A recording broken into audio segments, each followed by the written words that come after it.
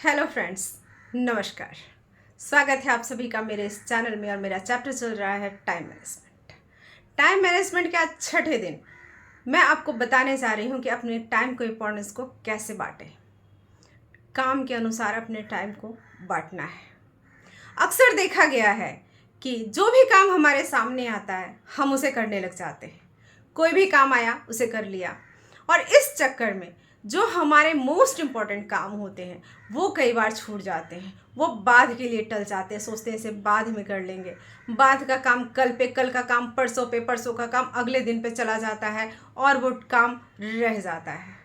तो ऐसा बिल्कुल ना करें। टाइम की इम्पोर्टेंस को समझे, काम की इम्पोर्टेंस को समझे। जो काम इम्पोर्टेंट है उसे सबसे पहले करें।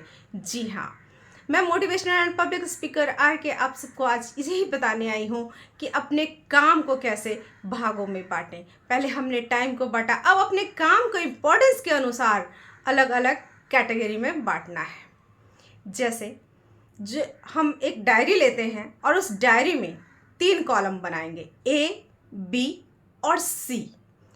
ए कॉलम में हमें लिखना है जो काम जरूरी है और अनिवार्य है, मोस्ट इम्पॉर्टेंट है, उसे करना ही है। इसे हम कल पर या बाद के लिए नहीं टाल सकते।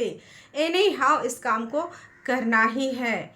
जैसे अगर पढ़ाई के लिए हमें 1 घंटा समय निकालना तो निकालना ही है।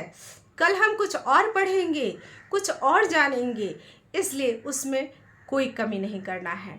कुछ ऐसे काम जो एकदम मस्ट हैं, करना ही है, उसे ए कैटेगरी में रखें।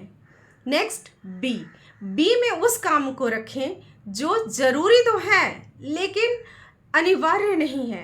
एनी हाउ उसे करना ज़रूरी नहीं है, उसे बाद में भी कर सकते हैं।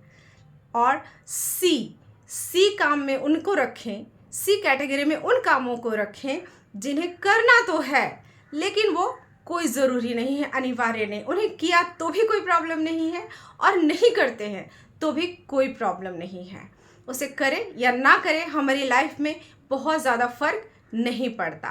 जैसे मान लेते हैं हमें टीवी देखना है, गेम खेलना है, पड़ोसियों से मिलना है, गप्पे मारनी है, ये काम किया तो भी ठीक है, नहीं किया तो भी कोई ज़रूरी नहीं है। इससे हमारी लाइफ में कोई फ़र्क नहीं पड़ता।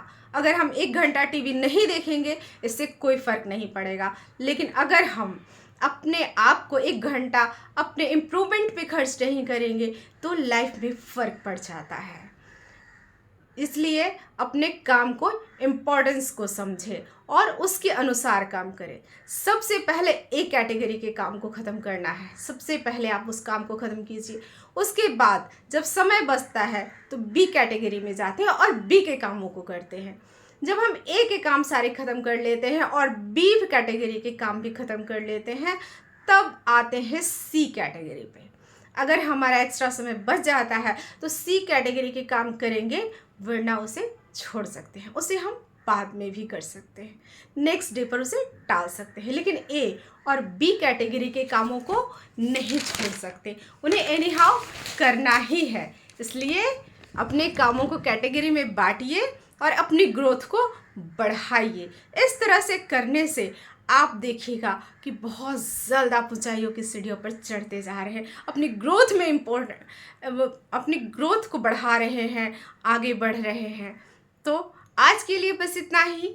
नेक्स्ट फिर मिलेंगे अपने टाइम मैनेजमेंट कोर्स में नेक्स्ट चैप्टर के साथ। अगर आप चाहते हैं कि मेरी नोटिफिकेशन आपको जल्द मिले, सबसे पहले मिले, तो मेरे चैनल को सब्सक्राइब और शेयर ज़रूर करें ताकि आपको मेरे नेक्स्ट वीडियो जल्दी से जल्दी देखने को मिल जाए। Thank you.